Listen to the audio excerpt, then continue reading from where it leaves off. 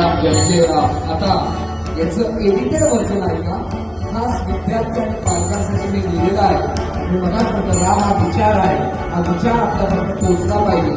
खास काही पंक्ती विद्यार्थ्यांसाठी आणि काही पालकांसाठी.